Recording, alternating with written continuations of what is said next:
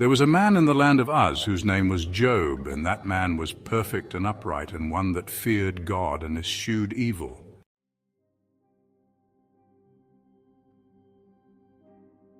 And there were born unto him 7 sons and 3 daughters. His substance also was 7,000 sheep, and 3,000 camels, and 500 yoke of oxen, and 500 she-asses, and a very great household. So that this man was the greatest of all the men of the east. And his sons went and feasted in their houses, every one his day, and sent and called for their 3 sisters to eat and to drink with them. And it was so, when the days of their feasting were gone about, that Job sent and sanctified them, and rose up early in the morning, and offered burnt offerings according to the number of them all. For Job said, It may be that my sons have sinned, and cursed God in their hearts. Thus did Job continually.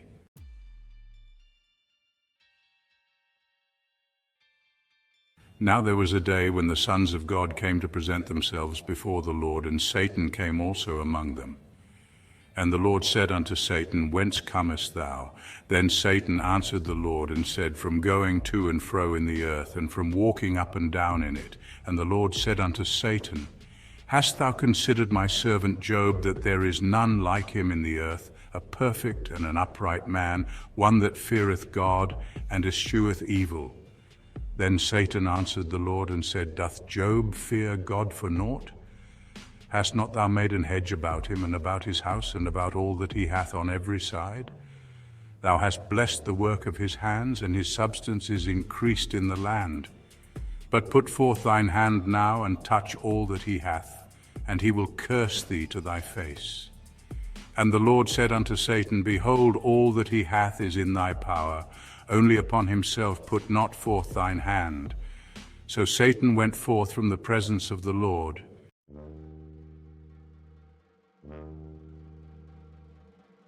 And there was a day when his sons and his daughters were eating and drinking wine in their eldest brother's house. And there came a messenger unto Job, and said, The oxen were plowing, and the asses feeding beside them. And the Sabaeans fell upon them, and took them away. Yea, they have slain the servants with the edge of the sword, and I only am escaped alone to tell thee. While he was yet speaking, there came also another, and said, The fire of God is fallen from heaven, and hath burned up the sheep and the servants, and consumed them. And I only am escaped alone to tell thee. While he was yet speaking, there came also another, and said, The Chaldeans made out 3 bands, and fell upon the camels, and have carried them away, yea, and slain the servants with the edge of the sword. And I only am escaped alone to tell thee. While he was yet speaking, there came also another, and said, Thy sons and thy daughters were eating and drinking wine in their eldest brother's house. And behold, there came a great wind from the wilderness, and smote the 4 corners of the house, and it fell upon the young men, and they are dead. And I only am escaped alone to tell thee.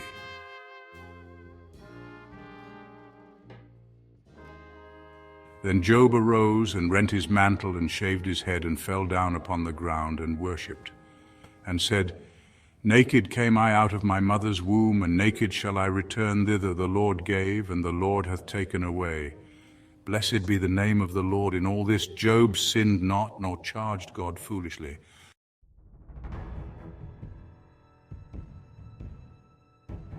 Again there was a day when the sons of God came to present themselves before the Lord, and Satan came also among them to present himself before the Lord.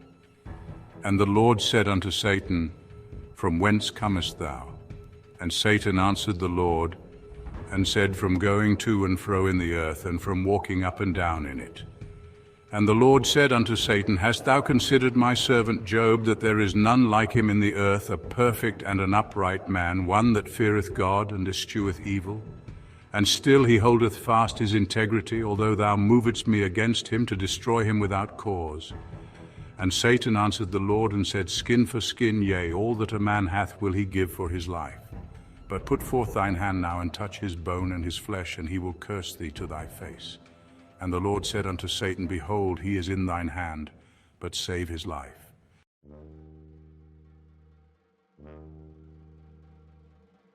So went Satan forth from the presence of the Lord, and smote Job with sore boils from the sole of his foot unto his crown. And he took him a potsherd to scrape himself withal, and he sat down among the ashes. Then said his wife unto him, Dost thou still retain thine integrity? Curse God and die. But he said unto her, Thou speakest as one of the foolish women speaketh. What?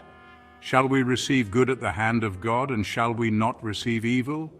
In all this did not Job sin with his lips.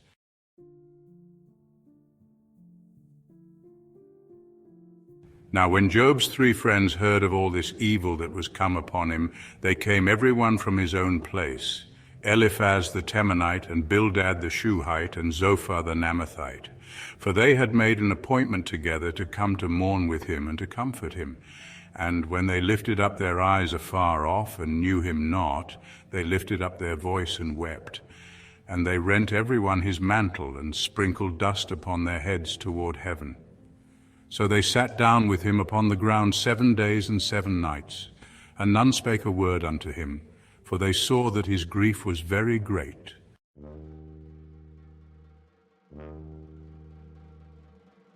After this opened Job his mouth, and cursed his day. And Job spake, and said, Let the day perish wherein I was born, and the night in which it was said, There is a man-child conceived.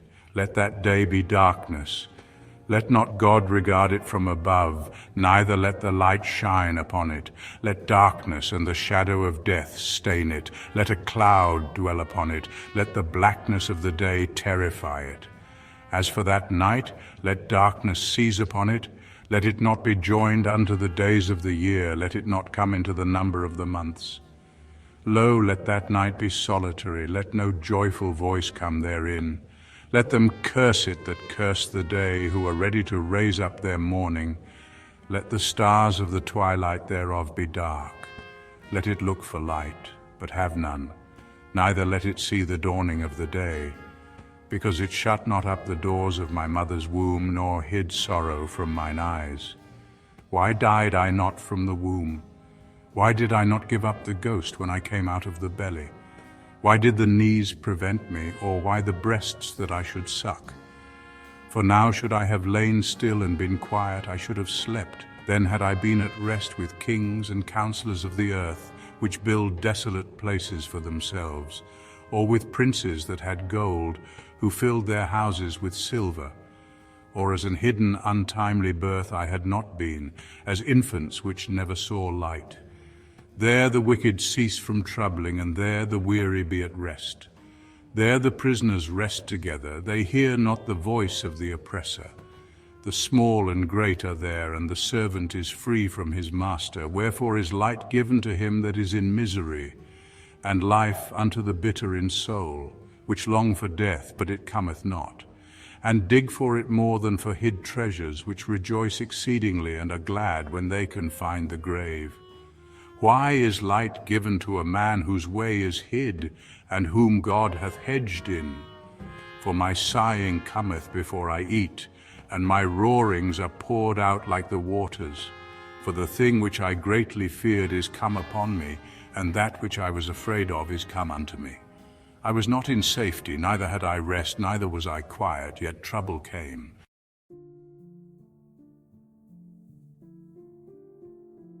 Then Eliphaz the Temanite answered and said, If we essay to commune with thee, wilt thou be grieved?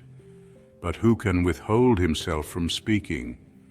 Behold, thou hast instructed many, and thou hast strengthened the weak hands. Thy words have upholden him that was falling, and thou hast strengthened the feeble knees. But now it is come upon thee, and thou faintest, it toucheth thee, and thou art troubled. Is not this thy fear, thy confidence, thy hope, and the uprightness of thy ways? Remember, I pray thee, whoever perished being innocent, or where were the righteous cut off? Even as I have seen, they that plough iniquity and sow wickedness reap the same. By the blast of God they perish, and by the breath of his nostrils are they consumed. The roaring of the lion, and the voice of the fierce lion, and the teeth of the young lions are broken. The old lion perisheth for lack of prey, and the stout lion's whelps are scattered abroad. Now a thing was secretly brought to me, and mine ear received a little thereof. In thoughts from the visions of the night, when deep sleep falleth on men, fear came upon me, and trembling, which made all my bones to shake. Then a spirit passed before my face, the hair of my flesh stood up. It stood still, but I could not discern the form thereof. An image was before mine eyes. There was silence, and I heard a voice saying, Shall mortal man be more just than God? Shall a man be more pure than his Maker? Behold, he put no trust in his servants, and his angels he charged with folly. How much less in them that dwell in houses of clay, whose foundation is in the dust, which are crushed before the moth. They are destroyed from morning to evening, they perish forever without any regarding it. Doth not their excellency which is in them go away? They die even without wisdom. Call now if there be any that will answer thee, and to which of the saints wilt thou turn? For wrath killeth the foolish man, and envy slayeth the silly one. I have seen the foolish taking root, but suddenly I cursed his habitation. His children are far from safety, and they are crushed in the gate, neither is there any to deliver them. Whose harvest the hungry eateth up, and taketh it even out of the thorns, and the robber swalloweth up their substance. Although affliction cometh not forth of the dust, neither doth trouble spring out of the ground, yet man is born unto trouble as the sparks fly upward. I would seek unto God, and unto God would I commit my cause, which doeth great things and unsearchable, marvelous things without number, who giveth rain upon the earth, and sendeth waters upon the fields, to set up on high those that be low, that those which mourn may be exalted to safety. He disappointeth the devices of the crafty, so that their hands cannot perform their enterprise. He taketh the wise in their own craftiness, and the counsel of the froward is carried headlong. They meet with darkness in the daytime, and grope in the noonday as in the night. But he saveth the poor from the sword, from their mouth, and from the hand of the mighty. So the poor hath hope, and iniquity stoppeth her mouth. Behold, happy is the man whom God correcteth. Therefore despise not thou the chastening of the Almighty, for he maketh sore, and bindeth up he woundeth, and his hands make whole. He shall deliver thee in 6 troubles, yea, in 7 there shall no evil touch thee. In famine he shall redeem thee from death, and in war from the power of the sword. Thou shalt be hid from the scourge of the tongue, neither shalt thou be afraid of destruction when it cometh. At destruction and famine thou shalt laugh. Neither shalt thou be afraid of the beasts of the earth. For thou shalt be in league with the stones of the field, and the beasts of the field shall be at peace with thee. And thou shalt know that thy tabernacle shall be in peace. And thou shalt visit thy habitation, and shalt not sin. Thou shalt know also that thy seed shall be great, and thine offspring as the grass of the earth. Thou shalt come to thy grave in a full age, like as a shock of corn cometh in his season. Lo, this we have searched it, so it is. Hear it, and know thou it for thy good. Remember to like, subscribe, and share your comment.